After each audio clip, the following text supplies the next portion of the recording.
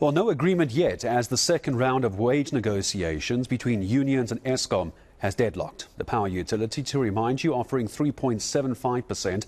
Unions, well, they're demanding between 10 and 15%. So the stalemate, of course, going to trigger fears that workers at Eskom could very well down their tools. What could the consequences of that be? Well, we're hearing now from Union Solidarity saying that workers will protect the integrity of the electricity grid. Gideon du Plessis from the union joining us. Gideon, good morning to you from Solidarity. How do we know that workers will not down their tools? Good morning.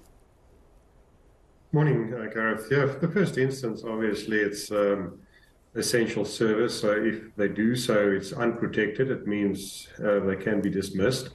Unfortunately, it does happen occasionally when we get to a deadlock before we go through the dispute processes, that there are elements, which sometimes unidentified that do cause some sort of disruption to the grid and to the different power stations. But from Solidarity side, well, it's normally our members that get called in, to keep the power stations running whenever there's a disruption. But that is a concern. Eskom's staff complement reduced from 41,000 to 33,000 over the past 3 years. And a large number of very highly skilled people have left Eskom. So if it does happen, obviously our members will again play their role, but with a limited capacity.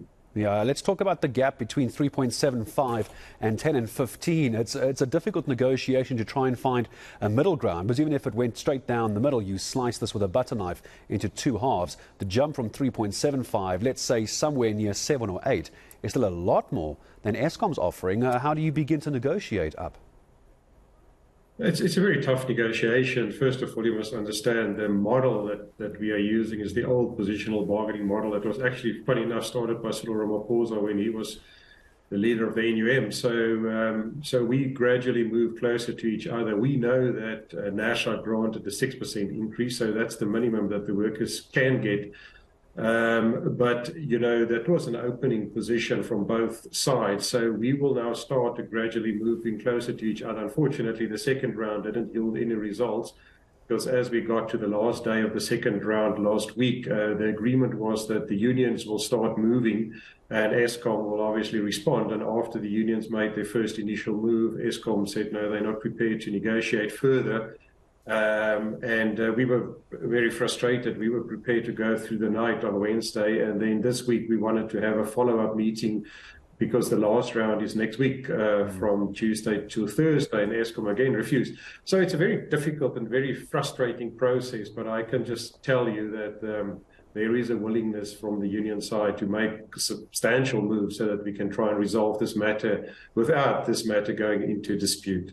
Yeah, hopefully so. I also want to circle back, if you don't mind, Gideon, to the essential services. So the essential service workers that are being represented by Solidarity, if this were a pie of all the essential workers at Eskom, what slice of the pie does Solidarity have? It's about 19% of the total workforce that we represent, which are the skilled workers.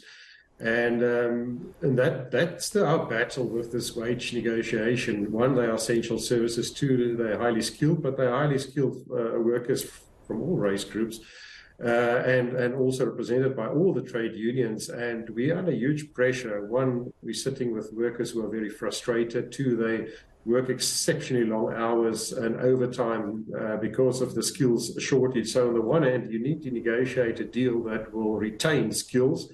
And secondly, you need to negotiate a deal that will make sure that we have a motivated group of employees, because there's a large number just immigrating, but we need to balance it with what is also in the interest of the country. So it's a very difficult balancing act, but it's also very difficult. At this stage, the unions get blamed for so much being greedy, but which is not the case. It's an opening stance. But whilst we're battling with Eskom, they're very unprofessional in the wage negotiation, and that basically reflects the state of the entity. But in the end, our first priority is to protect the interest of the skilled workers.